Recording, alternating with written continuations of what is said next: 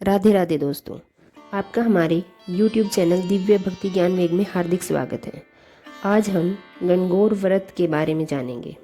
यह त्यौहार होली के 16 दिन बाद तक चलने वाले पूजन का अंतिम और सबसे महत्वपूर्ण दिन होता है।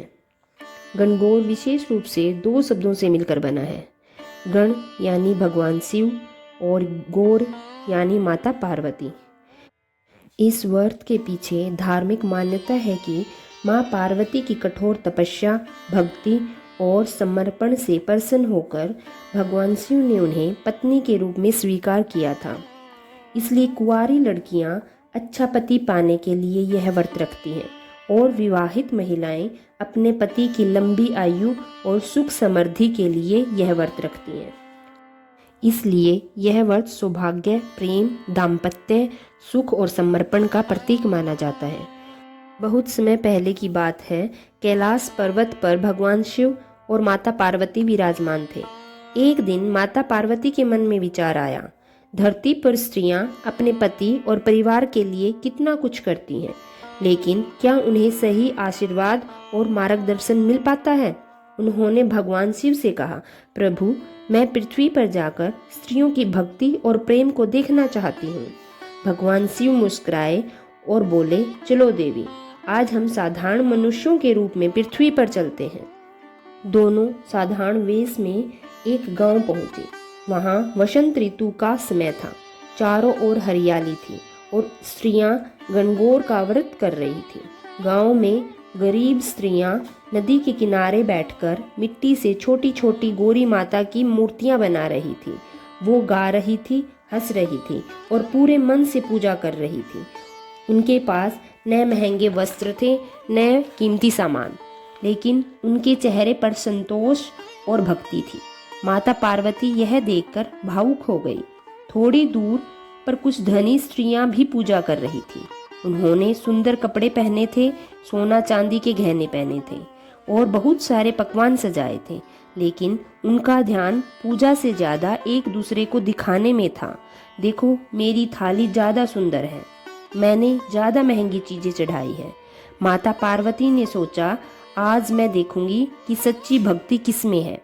वे एक साधारण स्त्री का रूप धारण गरीब महिलाओं के पास गई और बोली, क्या मैं तुम्हारी पूजा में शामिल हो सकती हूँ?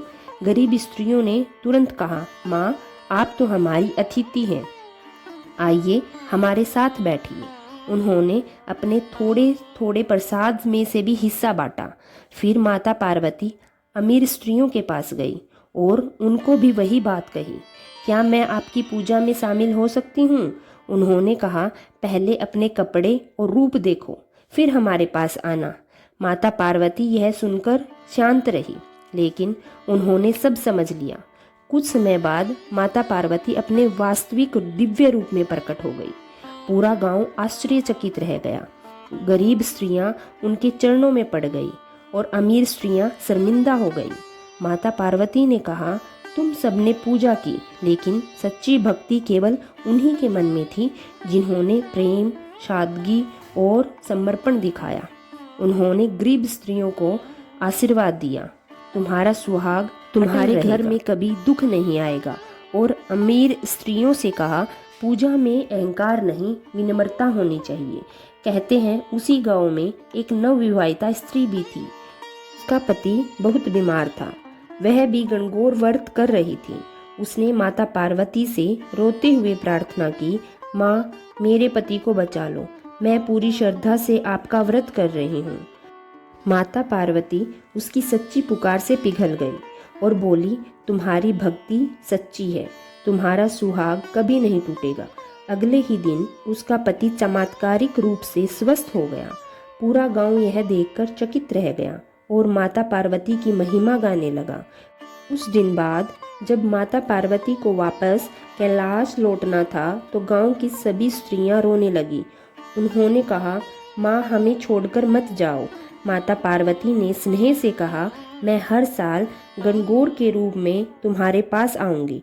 जो भी स्त्री सच्चे मन से मेरा व्रत करेगी, उसकी सभी मनोकामना पूरी करूंगी। जय गणगौर मैया की। धन्यवाद।